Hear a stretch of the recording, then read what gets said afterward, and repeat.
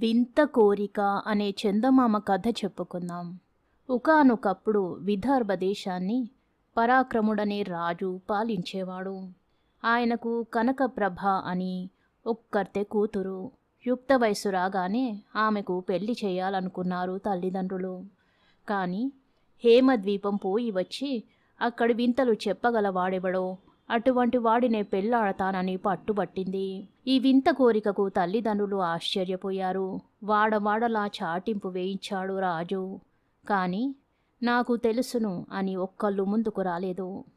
ఈ చాటింపు విన్న విష్ణుశర్మ మాత్రం రాజు వద్దకు పోయి, నేను ఎన్నెన్నో దేశాలు తిరిగి వచ్చాను, హేమద్వీపం కూడా చూసి వచ్చాను అనేసరికి కనకప్రభ కొన్ని కుశల ప్రశ్నలు వేసింది.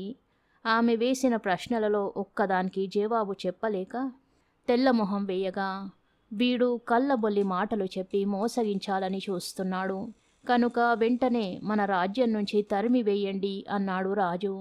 ఇలా పరాభవం చెంది వెళ్ళగొట్టబడిన విష్ణుశర్మ ఏమైనా సరే నిజంగానే హేమద్వీపం పోయి రావాలననే దీక్షతో ప్రాణానికి తెగించి భయంకరమైన కీకారణ్యాలు దాటుకుని చివరకు సముద్ర తీరం సమీపించి అక్కడ సిద్ధంగా ఉన్న ఓడలో ఎక్కేశాడు.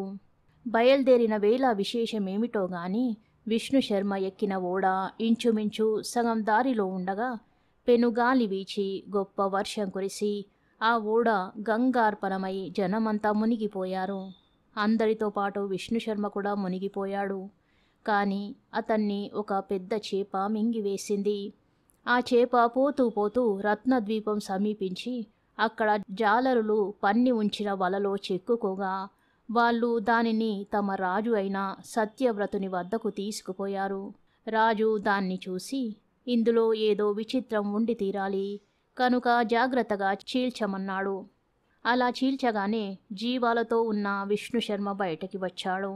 అతన్ని చూసి రాజు ఆశ్చర్యంతో, నీవెవడవు, ఎక్కడి నుంచి వచ్చావు అంటూ ప్రశ్నలు కురిపించేసరికి విష్ణుశర్మ తన చరిత్రంతా పూసగుచ్చినట్లు వెల్లడించి హేమద్వీపానికి దారి చెప్పమని కోరాడు.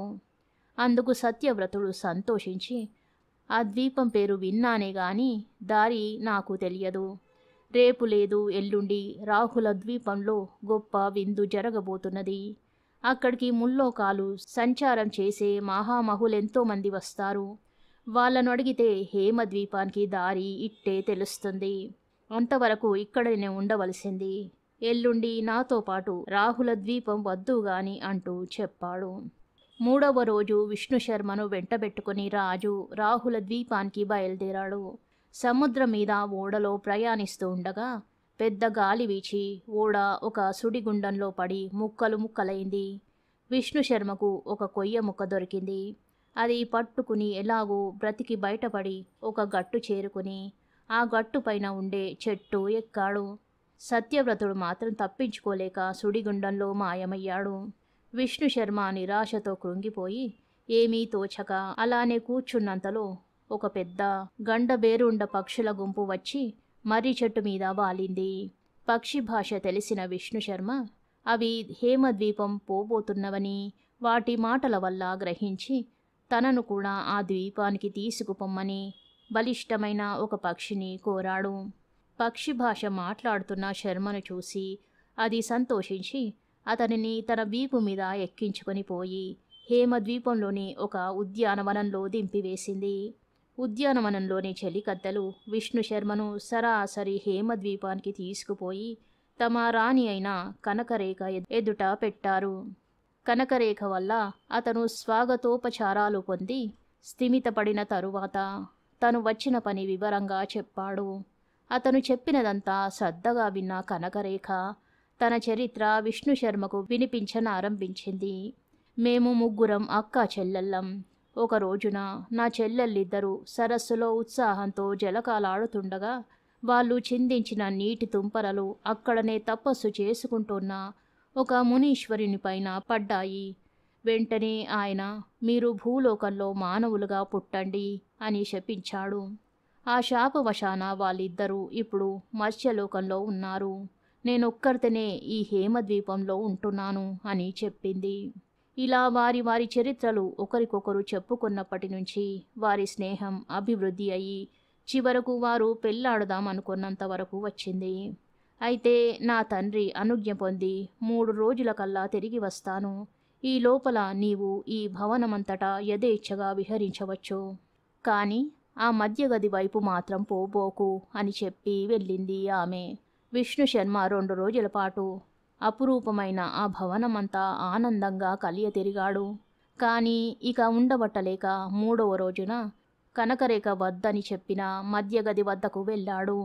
ఆ గదికి గల 2 తెరలను మెల్లగా ఒత్తిగించేసరికి హంసతూలిక తల్పం మీద పవ్వలిస్తున్న ఒక సుందరి కనిపించింది. ఏ సుందరి కోసమైతే విష్ణుశర్మ ఈ కష్టాలన్నీ పడుతూ ఉన్నాడో ఆ కనకప్రభే ఈమె. అత్యాశ్చర్యంతో అతను మరికొంచెం లోపలికి పోగా సరిగ్గా కనకప్రభ వంటి స్త్రీయే ఇంకొక ఆమె మరి ఒక తూలిక తల్పం మీద శయనించి ఉంది. మరింత ఆశ్చర్యంతో విష్ణుశర్మ ఇంకా లోపలికి పోయి అక్కడి ఉద్యానవనంలో ప్రవేశించాడు. ఆ ఉద్యానవనం మధ్య ఒక చక్కటి సరోవరం ఉన్నది. సరస్సు గట్టుపైన బంగారు జీనుగల పంచకళ్యాణి గుర్రం నిలబడి ఉన్నది.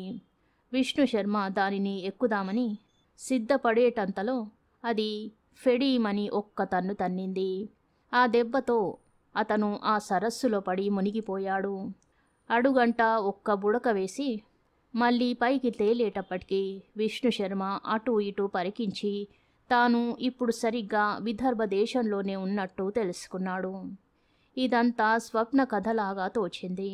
తీరా చూసుకుంటే తను హేమద్వీపంలో ధరించిన విలువైన దుస్తులు, మణిహారాలు అన్నీ స్పష్టంగా ఒంటి మీద కనబడుతున్నాయే.